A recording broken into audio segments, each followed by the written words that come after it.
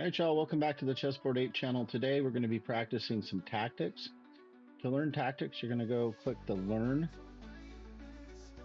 Go over to the right-hand side, click More, and come down to Practice. From here, we're going to select on the right-hand side where you see the whistle bell, we're going to select Drills and Endgame Practice. Now, you're going to want to select Pawn Endgame, the first one at the top. You see I've already done this, probably did it months ago. Definitely out of practice, so when I went through it, I found that I had some deficiencies. What I would say is when I used to practice these and I was getting better at chess before I just started screwing off, I would practice these so that when they'd come up in the game, I would know what to do. All right, we're going to come here and we're going to go to Intermediate.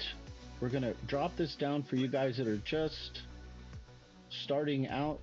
We're going to go, let's just call it, can we do 500? No, just 550. Select to 550 and we're going to hit practice. Okay guys, what you want to notice in this setup is where his king is and where your king is. You've got to look at the whole board. He's got 1, 2, 3, 4 pawns, and you have the same 1, 2, 3, 4, except you've got this one outside passed pawn.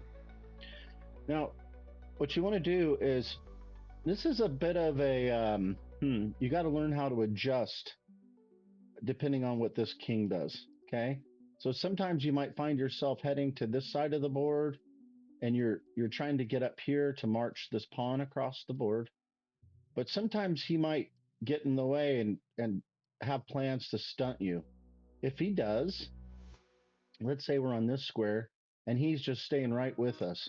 What we can do then at that point is we break. So we're going to leave this pawn all by himself. You say, oh no, we're going to lose our pawn. Right. But then the next thing we do is we continue over. Let's say he were to come here, right, to protect this pawn. We just move up and keep moving, and we start picking off pawns on this side of the board. So let's test it out and see what we get. Okay, here's my move. See, now he's trying to stay in front of me. Okay, that may have been a mistake for him. I'm going to keep gaining space with this king. All right, no, that's perfect. That basically just told me that this pawn here on the outside is going to be able to become a queen, right? I don't want to lose that opportunity, so I'm going to keep advancing my king. And notice, there's nothing he can do about this now. This pawn is already on its way. Be careful on this side of the board that you don't get too focused on this pawn becoming a queen, that you let him cause you some problems. Okay, so basically what we have now is we have a king and queen in game. Now, if the board was cleared off, it would sure make it easier to just kind of morph right into our queen king endgame. All right. But so what I'm going to do first is I'm going to start picking some pieces off. Right. I want to look for opportunities to start snagging pieces. Okay, he offers one there. Fine. This one here. That there. That there. Okay, now it makes it a lot more simple, doesn't it? Now I have an option if I want to, I'm not sure of myself, or if I'm in an end game and I don't know what to do, I don't want to take any chances. I just want to make another queen. So let's do that. Notice the king can't come anywhere on this file. He has to stay on this side of the board. So this pawn is basically just, no brainer. You want to do it again? Just to be extra safe? All right. Okay. Now we have another queen. And I think you get the point. Now at this point, what we want to make sure we do is that we don't stalemate him in some way. Look at this nice battery we have with 3 queens. Let's see what we can do. Check. Let's do a check. We want to keep checking. That's the idea here. Keep checking. Game over. All right. So let's try that again. What you want to do is click the reset button here on the right hand side, you guys. Do you see that? Right over here. you're going to click reset. And then what we're going to do again is we're going to practice it again. And you'll notice that the more time you work on this, the more practice that you have, you're going to know what to do. All right, let's try moving our pawn up. Oh, whoops, that was almost a mistake. We're going to go ahead and take that. We're going to make our way to this side of the board now. See, he messed up. Okay, so now my focus is here to keep him on this side of the board. I can start coming up. You want to take that. And boom.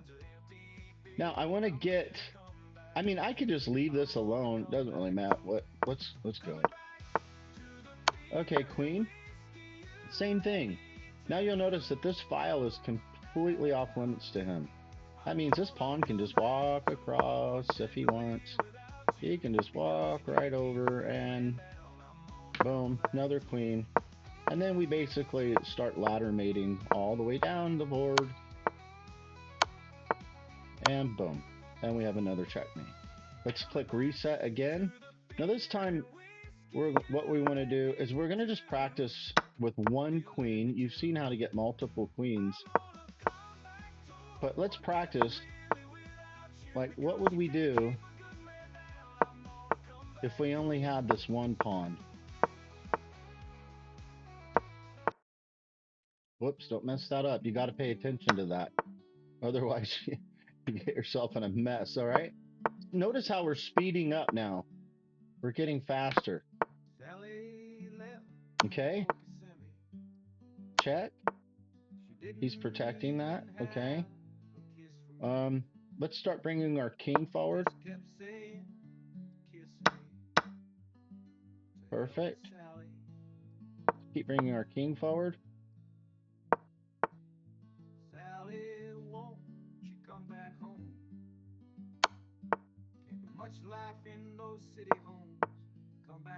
Now, there's a thing I learned when it comes to the queen and king endgame.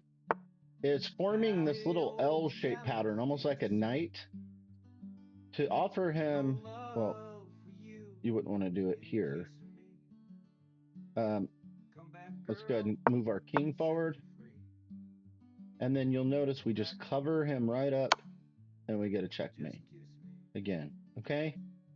So I just wanted to offer this to you. Remember, again, you want to go to the left-hand side of the board, click learn, more, go look to the far right-hand side, right where it says chessable. Right below that, you see more, select more. Come down to practice, drills. What were we on? Endgame practice. Pawn endgame using an extra passed pawn. Okay, so that's the directions to get there. Practice this as many times as you need to until you start understanding how to accomplish this puzzle quickly. I promise you, this has come up in games for me. It will come up for you. There's a certain feeling that you get when you see a position like this and you know instinctively what to do. You don't really have to think about it too much because you practiced, right? This is like the fundamentals. If you were playing baseball or football or basketball, let's use basketball as an analogy. Maybe your free throw just sucks. So maybe you're the guy that after practice, you stand there and you practice your free throws 100 times a day. So every day after practice, you do 100 free throws. Eventually, you're going to get better. And when you get fouled and you're called to the line to shoot a free throw, you know what to do. Okay, so it's the same idea. Practice these fundamentals. I promise you it's going to help. And that's it for today. We'll be back on the next one very soon. See you later, guys.